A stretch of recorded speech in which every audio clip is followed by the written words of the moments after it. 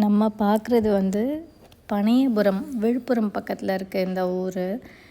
இந்த கோவில் பனங்காட்டு ஈசன் கோவில் அப்படின்னு சொல்கிறாங்க.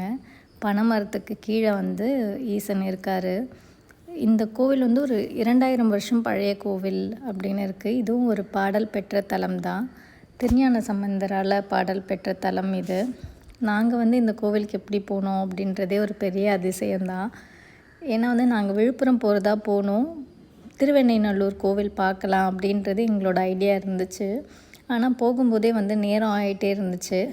அதனால் சரி போயிட்டுருந்தோம். 8 மணிக்குள்ளே கோவில் மூடிடுவாங்க அப்படின்னு நான் பார்த்துட்டு போனேன். போகிற வழியில் தேசிய நெடுஞ்சாலையிலே இந்த கோவில் இருந்துச்சு. அதாவது வெளியிலேருந்து, அதாவது ரோட்டில் நம்ம போகும்போதே தெரியும் லிங்கம் இருக்கிறது.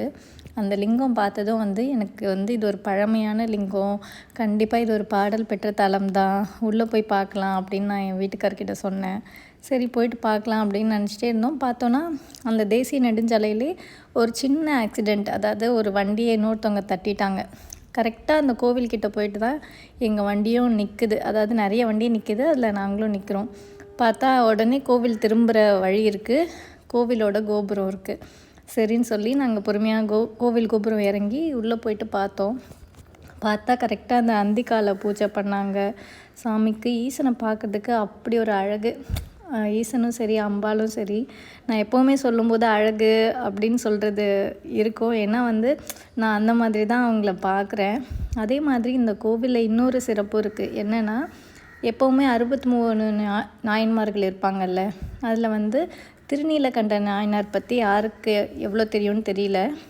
திருநீலகண்ட நாயனாரோட மனைவியோட இந்த கோவிலில் இருக்கார். அது அந்த 63 நாயனார்கள் சிலையோடு இருக்குது. அதை பார்க்குறதுக்கே ரொம்ப அழகாக இருக்குது. ஏன்னா இது வரைக்கும் நான் அந்த மாதிரி பார்த்ததே இல்லை.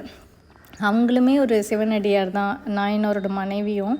அது சேர்ந்து பார்க்குறதுக்கு அவ்வளோ ஒரு அழகாக இருந்துச்சு. கோவிலுக்குள்ளே கேமராலாம் பொருத்தியிருக்காங்க. பார்க்குறதுக்கு அழகான கோவில், பெரிய இடம். இந்த கோவிலை இந்த தேசிய நெடுஞ்சாலை விரிவாக்கம் பண்ணும்போது ஒரு பகுதியை இடிக்கலாம் அப்படின்ற பிளான் தான் இருந்திருக்கு. ஆனால் அதை கடவுளே ஸ்டாப் பண்ணி கோவிலில் எந்த ஒரு சேதமும் இல்லாமல் கோவிலையும் ரோடையும் அனுசரித்து அழகாக பண்ணியிருக்காங்க அப்படின்னு சொல்லிட்டு இருந்தாங்க. கண்டிப்பாக நீங்கள் விழுப்புரம் சைடு போகிறீங்க அப்படின்னா இந்த கோவிலை பார்த்துட்டு போங்க. அவ்வளோ ஒரு அழகான கோவில். நாங்களும் உட்காந்து ஒரு 2 பாடல்லாம் பாடிட்டு, அந்த கோவிலில் இருந்த மக்களும் சரி எல்லாருமே புதுசாக வந்தவங்களுக்கு நிறைய கோவிலை பற்றி